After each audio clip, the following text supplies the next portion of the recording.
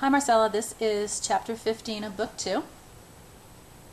Hey, Christian says gently as he pulls me into his arms. Please don't cry, Anna. Please, he begs. He's on the bathroom floor, and I'm in his lap.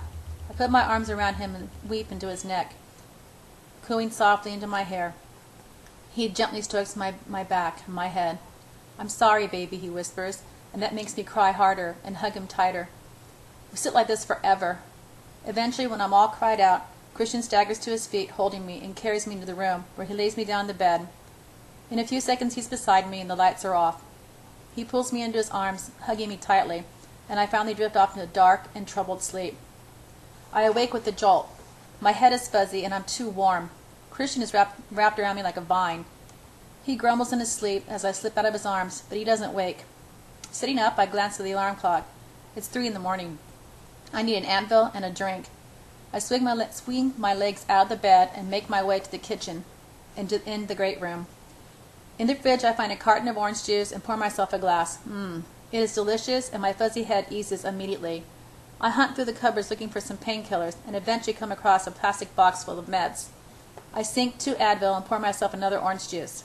Wandering the great wall of glass, I look out at sleeping Seattle. The lights twinkle and wink beneath Christian's castle in the sky. Or should I say fortress. I press my forehead against the cool window. It's a relief. I have so much to think about. All the revelations of yesterday. I place my back against the glass and slide down onto the floor. The great room is cavernous in the dark, the only light coming from the 3 lamps above the kitchen island. Could I live here, married to Christian? After all he's done here? All this history he holds for him? Marriage. It's almost unbelievable and completely unexpected, but then everything about Christian is unexpected. My lips smirk with irony of this reality. Christian Grey, expect the unexpected, 50 shades of fucked up. My smile fades. I look like his mother. This wounds me deeply, and the air leaves my lungs in a rush. We all look like his mom. What the hell do I have to do from the disclosure of that little secret? No wonder he didn't want to tell me. Certainly he can't remember much of his mother. I wonder once more if he should talk to Dr. Flynn. If I should talk to Dr. Flynn, would Christian let me? Perhaps he could fill in the gaps. I shake my head. I feel world weary, but I'm enjoying the calm serenity of the great room and its beautiful works of art. Cold and austere, but in their own way still beautiful in the shadows and surely worth a fortune. Could I live here? For better or for worse? In sickness and in health? I close my eyes, lay my head back against the glass, and take a deep, cleansing breath. The peaceful tranquility is shattered by a visceral, primal cry that makes every single hair on my body stand to attention. Christian! Holy fuck! What's happened? I am on my feet, running back to the bedroom before the echoes to that horrible sound have died away, my heart thumping with fear. I flip one of the light switches, and Christian's bedside light comes alive. He's tossing and turning, writhing in agony. No! He cries out, and the eerie, devastating sound lances through me again. Shit! A nightmare! Christian? I lean over him, grab his shoulders, and shake him awake. He opens his eyes, and they are wild and vacant, scanning quickly around the empty room before coming back to rest on me. You left, you must have left, he mumbles, his wide eyes stare becoming accusatory, and he looks so lost. It wrenches my heart. Poor 50. I'm here. I sit down the bedside next to him. I'm here, I murmur softly in an effort to reassure him. I reach out to place my palm on the side of his face, trying to soothe him. You were gone, he whispers rapidly. His eyes are still wild and frightened, but he seems to be calming. I went to get a drink. I was thirsty. He closes his eyes and rubs his face. When he opens them, he looks so desolate. You're here. Oh, thank God. He reaches for me, and grabbing me tightly, he pulls me down the bed beside him. I went for a drink, I murmur. Oh, the intensity of his fear. I can feel it. His T-shirt is drenched in sweat, and his heart is pounding as he hugs me close. He's gazing at me as if reassuring himself that I'm really here. I gently stroke his hair, then his cheek. Christian, please, I'm here. I'm not going anywhere, I said soothingly. Oh, Anna, he breathes.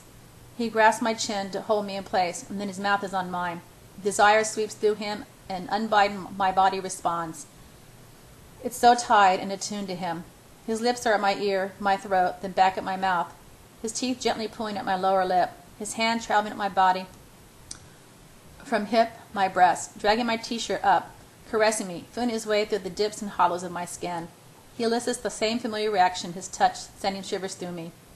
I moan as his hand cups my breast and his fingers tighten over my nipple. I want you, he murmurs. I'm here for you.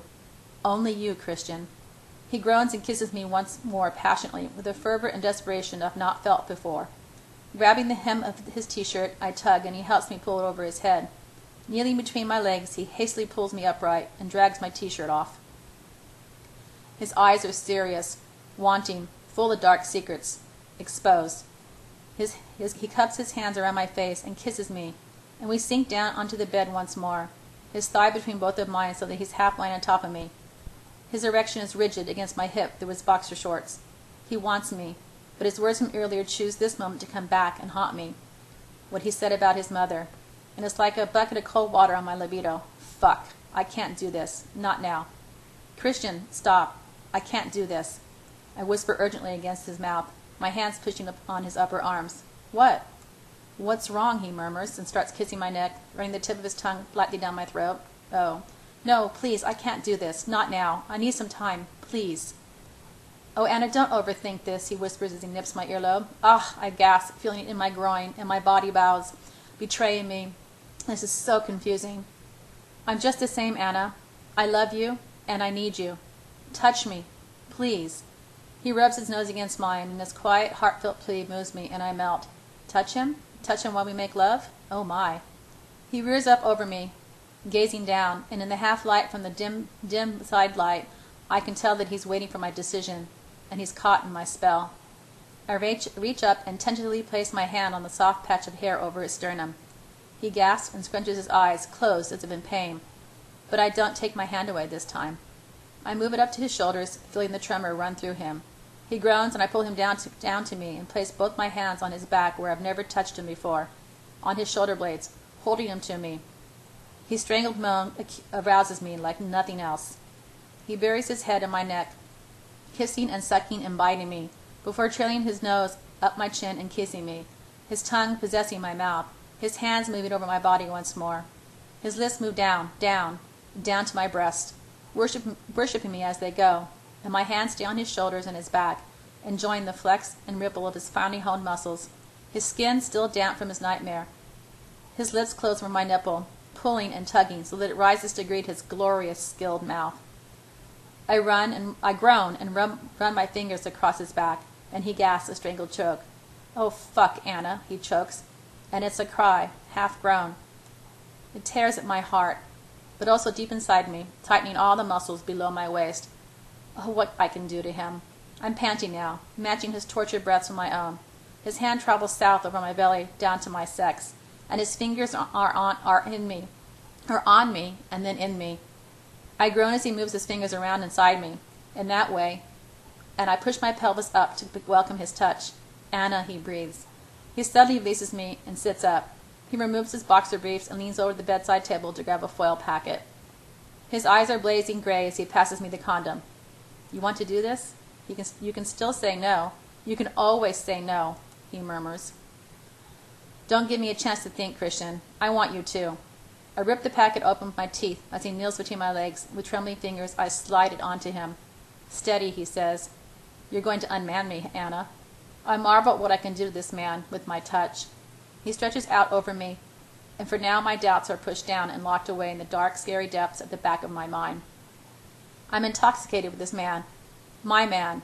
50 Shades. He shifts suddenly, completely taking me by surprise, so I'm on top of him. You take me, he murmurs, his eyes growing with a feral intensity. Oh my. Slowly, oh slowly, I sink down onto him. He tilts his head back and closes his eyes as he groans. I grab his hands and start to move, reveling in the fullness of my possession, reveling in the reaction, watching him unravel beneath me. I feel like a goddess. I lean down and kiss his chin, running my teeth along his stubbled jaw. He tastes delicious. He clasps my hips and steadies my rhythm, slow and easy. Oh, Anna, touch me, please.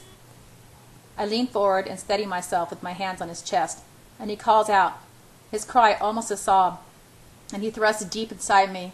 Ah, I whimper and run my fingernails gently over his chest, through his hair there, and he groans loudly and twists abruptly, so I'm once more beneath him. Enough, he moans. No more, please. And it's a heartfelt plea. Reaching up, I clasp his face in my hands, feeling the dampness on his cheeks, and pull him down to my lips so that I can kiss him. I curl my hands around his back. He groans deep and low in his throat as he moves inside me, pushing me onward and upward. But I can't find my release. My head is too cloudy with issues. I am too wrapped up in him. Let it go, Anna, he urges me. No. Yes, he snarls. He shifts slightly and gyrates his hip again and again. Come on, baby. I need this. Give it to me. And I explode, my body a slave to his, and I wrap myself around him, clinging to him like a vine as he cries out my name and climaxes with me, then collapses, his full weight pressing me into the mattress. I cradle Christian in my arms, his head on my chest as we lie in the afterglow of our lovemaking. I run my fingers through his hair as I listen to him breathing, his breathing return to normal. Don't ever leave me, he whispers, and I roll my eyes in the full knowledge that he can't see me. I know you're rolling your eyes, he murmurs, and I hear the trace of humor in his voice. You know me well, I murmur. I'd like to know you better. Back at you, Gray. What was your nightmare about? The usual. Tell me. He swallows and tenses before he issues a drawn-out sigh. I must be about 3, and the crack horse pimp is mad as hell again. He smokes and smokes, one cigarette after another, and he can't find an ashtray. He stops, and I freeze as creeping chill grips my heart. It hurt, he says. It's the pain I remember. That gives me nightmares. That and the fact she did nothing to stop him. Oh no, this is unbearable. I tighten my grip around him, my legs and my arms holding him to me, and I try not to let my despair choke me. How can anyone treat a child like that? He raises his head and pins me with the intense gray eyes. You're not like her. Don't ever think that. Please. I blink back at him. It's very reassuring to hear. He puts his head on my chest again, and I think he's finished, but he surprises me by something. Sometimes in the dream she's just lying on the floor, and I think she's asleep, but she doesn't move. She never moves, and I'm hungry, really hungry. Oh, fuck. There's a loud noise, and he's back as he hits me so hard, cursing the crack whore. His first reaction was always to use his fist or his belt. Is that why you don't like to be touched? He closes his eyes and hugs me tighter. That's complicated, he murmurs. He nuzzles me between my breasts, inhaling deeply, trying to distract me. Tell me, I prompt. He sighs. She didn't love me. I didn't love me. The only touch I knew was harsh. It stemmed from there. Flynn explains it better than I can. Can I see Flynn? He raises his head to look at me. 50 shades rubbing off 50 shades rubbing off on you? And then some. I like how it's rubbing off on me. I wriggle provocatively underneath him, and he smiles. Yes, Miss Steele, I like that too. He leans up and kisses me. He gazes at me for a moment. You are so precious to me, Anna. I was serious about marrying you. We can get to know each other, then. I can look after you. You can look after me. We can have kids if you want. I will lay my world at your feet. Anastasia, I want you, body and soul, forever. Please think about it. I will think about it, Christian. I will. I was reassuring him, breathing once more. Kids? Geez. I'd really like to talk to Dr. Flynn, though, if you don't mind. Anything for you, baby. Anything. Wouldn't you like to see him? Sooner rather than later. Okay. I'll make the arrangements this morning. He glances at the clock. It's late. We should sleep. He shifts to switch off the bedside light and pulls me against him. I glance at the alarm clock. Crap, it's 3:45. He curls his arms around me, his front to my back, and nuzzles my neck. I love you, Anna, still, and I want you to be by my side always. He murmurs as he kisses my neck. Now go to sleep. I close my eyes. Reluctantly, I open my heavy eyelids, and bright light fills the room. I groan. I feel cloudy, disconnected from my leaden limbs, and Christian is wrapped around me like ivy. As usual, it's too warm. It can't be later than 5 in the morning. The alarm has not gone off yet. I stretch out to free myself from his heat, turning his arms, and he mumbles, something unintelligible in his sleep. I glance at the clock. 8:45. Shit. I'm going to be late. Fuck. I scramble out of bed and dash to the bathroom. I am showered and out within 4 minutes. Christian sits up in bed watching me with ill-concealed amusement coupled with weariness as I continue to dry myself and gathering my clothes. Perhaps he's waiting for me to react to yesterday's revelations. Right now, I just don't have time. I check my clothes. Black slacks, black shirt, all a bit Mrs. R, but I don't have a second to change my mind. I hastily don black bra and panties, conscious that he's watching my every move. It's unnerving. The panties and bra will do. You look good, Christian purrs from the bed. You can call in sick, you know. He gives me his devastating, lopsided, 150% panting, busty smile. Oh, he's so tempting. My inner goddess pouts provocatively at me. No, Christian, I can't. I'm not a megalomaniac CEO with a beautiful smile who can come and go as he pleases. I'd like to come as I please, he smirks and cranks his glorious smile another notch. It's so full, HD, IMAX. Christian, I scold. I throw my towel at him and he laughs. Beautiful smile, huh? Yes, you know the effect you have on me. I put on my watch. Do I? He blinks innocently. Yes, you do. Same effect you have on all women. Gets really tiresome watching them all swoon. Does it? He cocks his eyebrow at me, more amused. Don't play the innocent, Mr. Gray. It really doesn't suit you. I mutter distractedly as I scoop my hair into a ponytail and pull on my black high-heeled shoes. There, that will do. When I bend to kiss him goodbye, he grabs me and pulls me down onto the bed, leaning over me and smiling from ear to ear. Oh my. He's so beautiful. Eyes bright with mischief, floppy, just fucked again hair, that dazzling smile. Now he's playful. I'm tired, still reeling from all the disclosures of yesterday. Well, he's bright as a button and sexy as fuck. Oh, exasperating. 50. What can I do to tempt you to stay, he says softly, and my heart skips a beat and begins to pound. He is temptation personified. You can't, I grumble, struggling to sit up. Let me go. He pouts and gives up.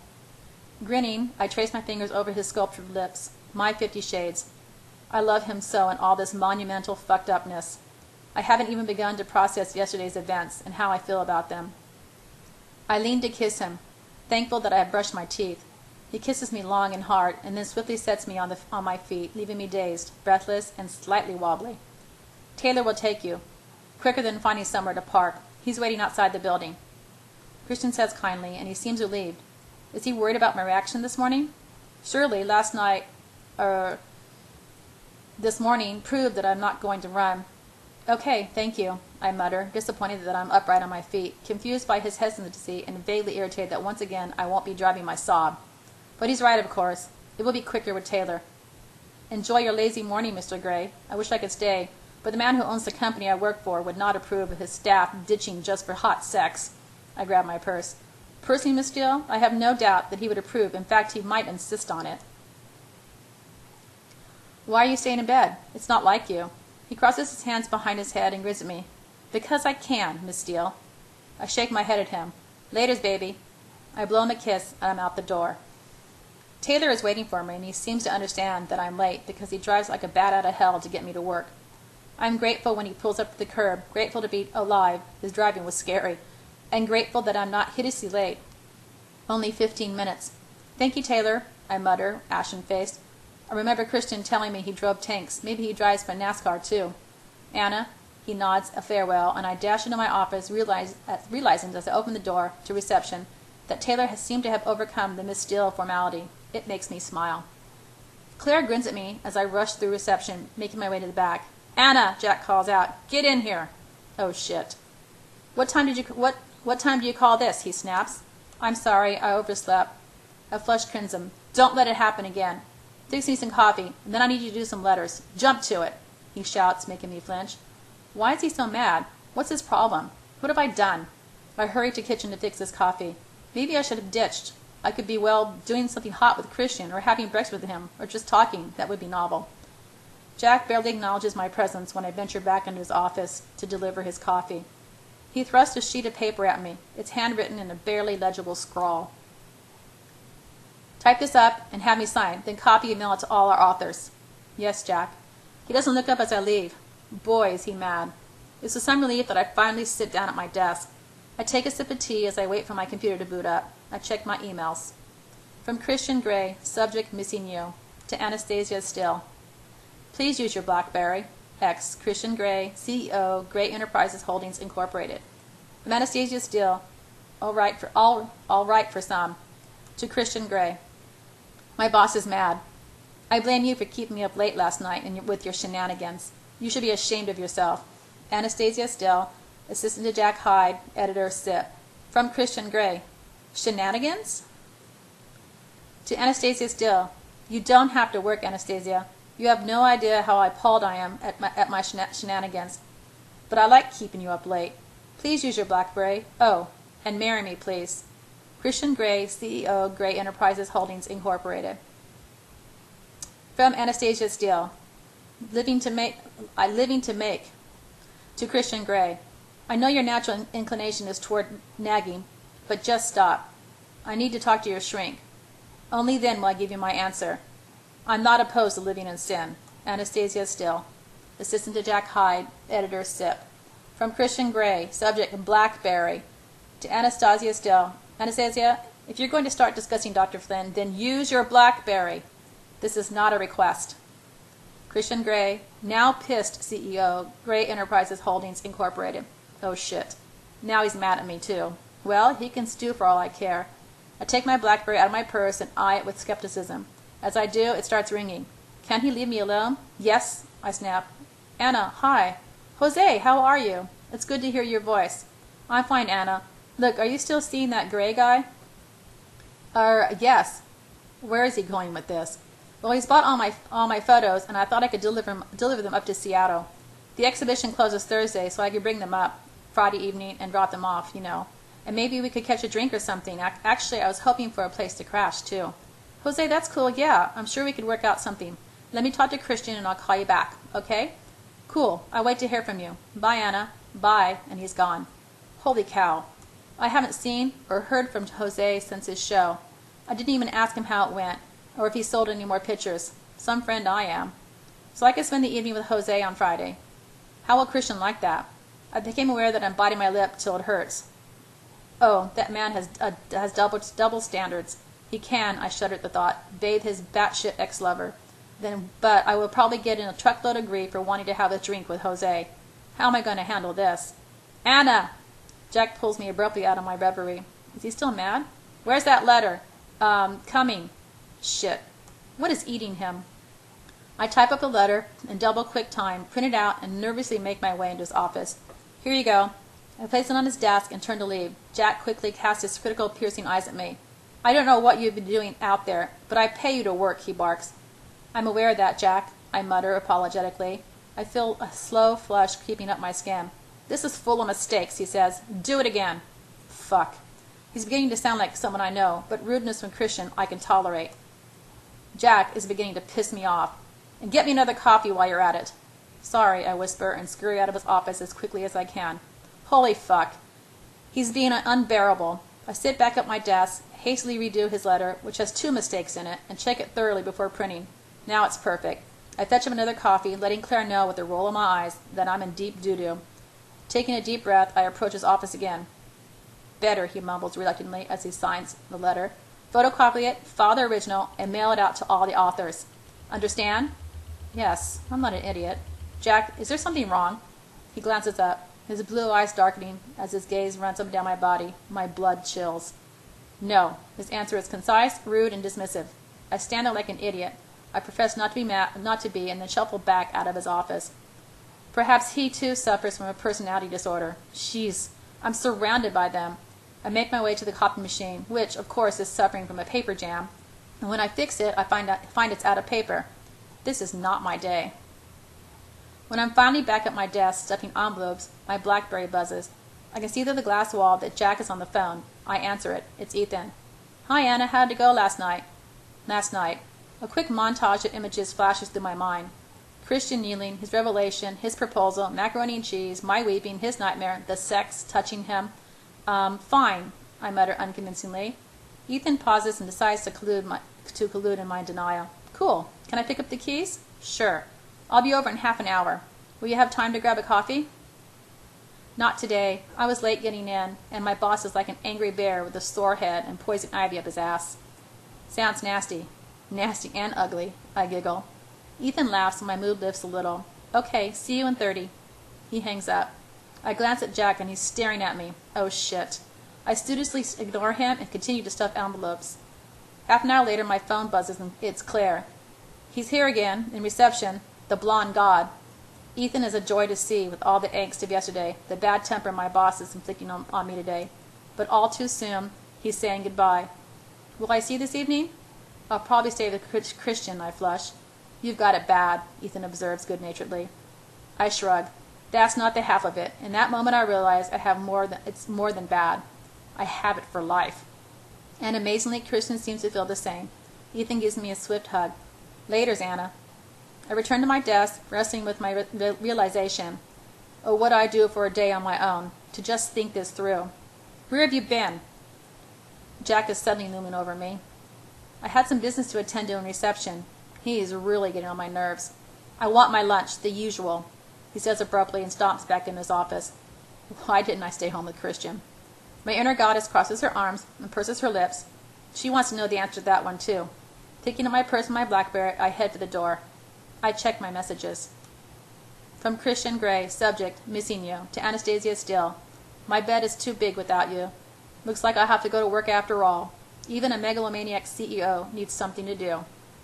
Christian Gray, twiddling his thumbs, CEO, Gray Enterprises Holdings, Incorporated.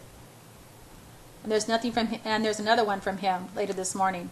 From Christian Gray, discretion, to Anastasia Still, is the better part of valor. Please use discretion. Your work emails are monitored. How many times do I have to tell you? Yes, shouty capitals, as you say. Use your BlackBerry. Dr. Flynn can see us tomorrow evening. X. Christian Gray, still pissed CEO, Gray Enterprises Holdings, Incorporated. And an even later one. Oh no. From Christian Gray, crickets, to Anastasia Still. I haven't heard from you. Please tell me you're okay. You know how I worry. I will send Taylor to check. X. Christian Gray, over-anxious CEO, Gray Enterprises Holdings, Incorporated. I roll my eyes and call him. I don't want him to worry. Christian Gray's phone, Andrea Parker speaking. Oh, I'm so disconcerted that it's not Christian who answers that it halts me in the street, and the young man behind me mutters angrily as he swerves to avoid bumping into me. I stand under the green awning of the deli. Hello, can I help you? Andrea fills the void of awkward silence. Sorry, I was hoping to speak to Christian. Mr. Gray's in a meeting at this time, she bristles with efficiency. Can I take a message? Can you tell him Anna called? Anna? As in Anastasia Steele? Yes. Her question confuses me. Hold 1 second, please, Miss Steele. I listen attentively as she puts the phone down, but I can't tell what's going on. A few seconds later, Christian is on the line. Are you okay? Yes, I'm fine. He releases his held breath, relieved. Christian, why wouldn't I be okay? I whisper reassuringly. You're normally so quick at responding to my emails. After what I told you yesterday, I was worried. He says quietly, then he's talking to someone in his office. No, Andrea, tell them to wait, he says sternly. Oh, I know that tone of voice. I can't hear Andrea's response. No, I said wait, he snaps. Christian, you're obviously busy.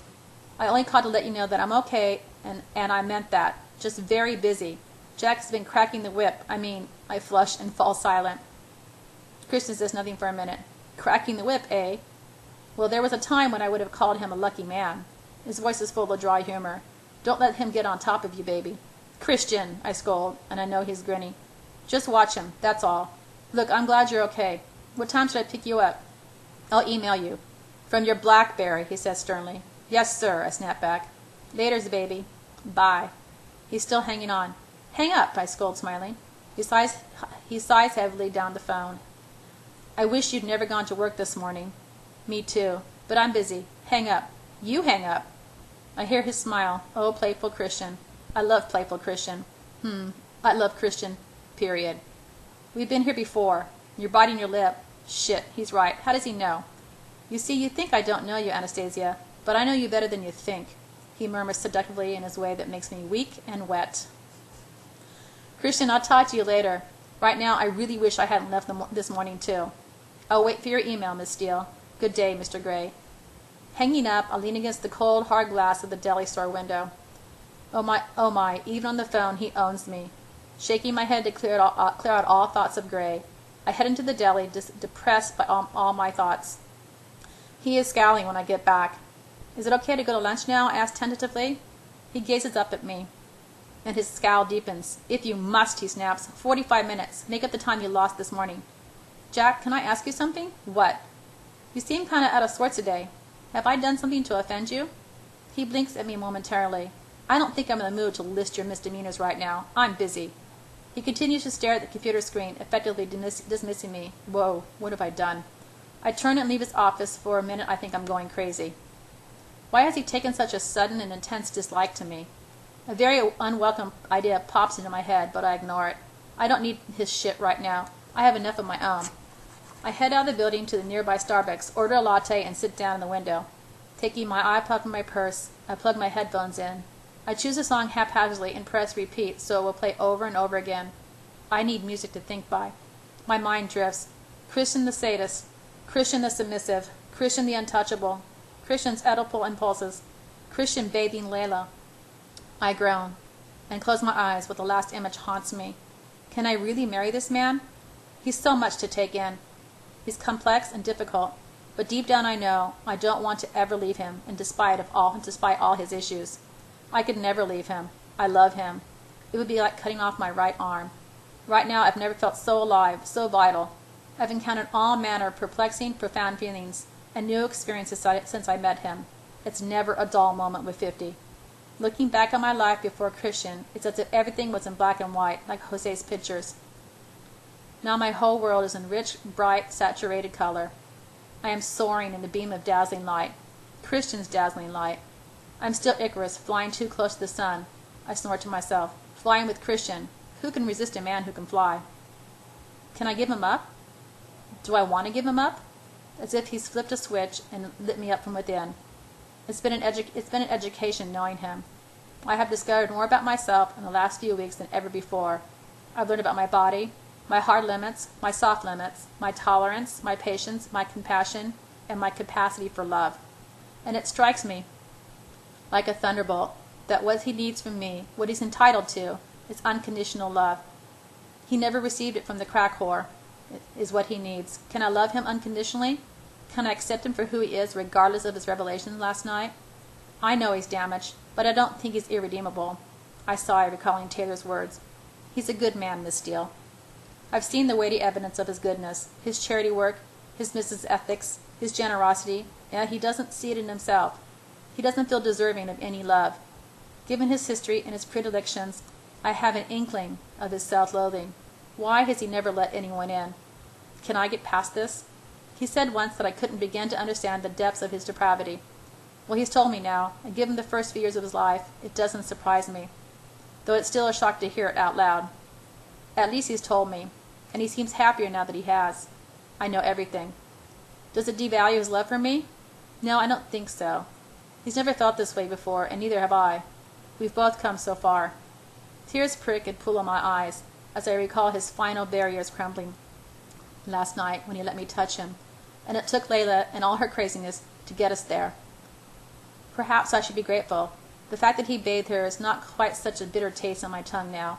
I wonder which clothes he gave her. I hope it wasn't my plum dress. I like that. So can I love this man with all his issues unconditionally?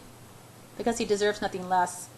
He still needs to learn boundaries and little things like empathy and to be less controlling. He says he no longer feels the compulsion to hurt me. Perhaps Dr. Flynn will be able to cast some light on that. Fundamentally, that's what concerns me the most, that he needs that, and has always found like-minded women who need it too. I frown. Yes, this is the reassurance I need.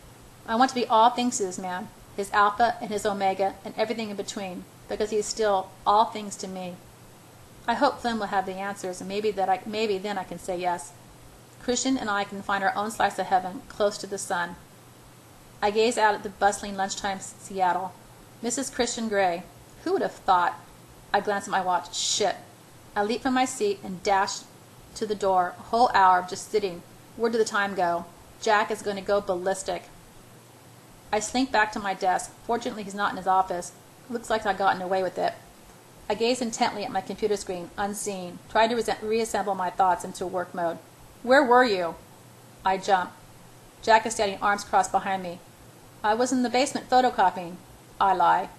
Jack slips pressed into a thin, uncompromising line. I'm leaving for my plane at 6:30. I need you to stay until then. Okay, I smile sweetly as I can manage. I'd like my itinerary for New York printed out and photocopied 10 times, and get the brochures packed up, and get me some coffee. He snarls and stalks into his office. I breathe a sigh of relief and stick my tongue out at him as he closes the door. Bastard. At 4 o'clock, Claire rings from reception. I have Mia Gray on the line for you. Mia? I hope she doesn't want to hang out at the mall. Hi, Mia. Hi, Anna. How are you?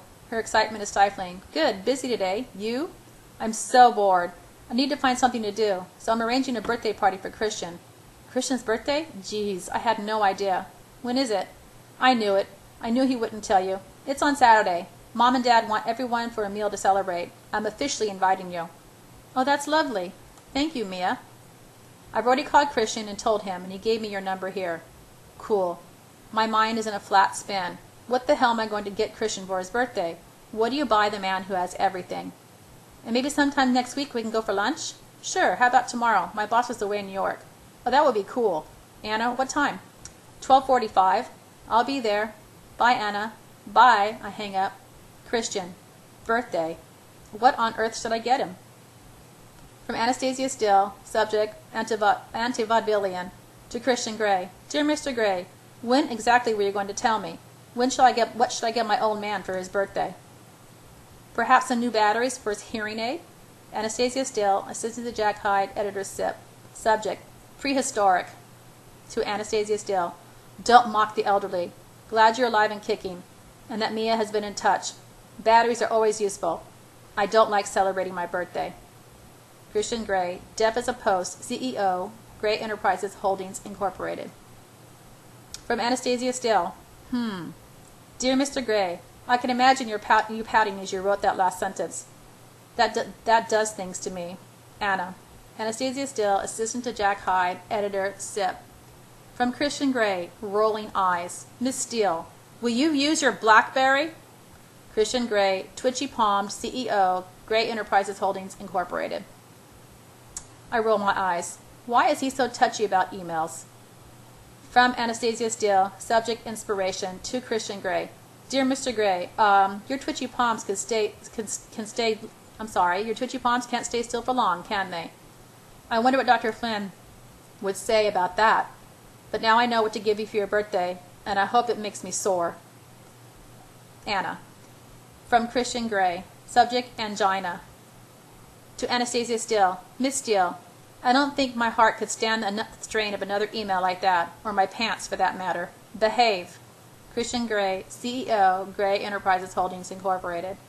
From Anastasia Steele, trying. Christian, I am trying to work for my very trying boss. Please stop bothering me and being trying yourself.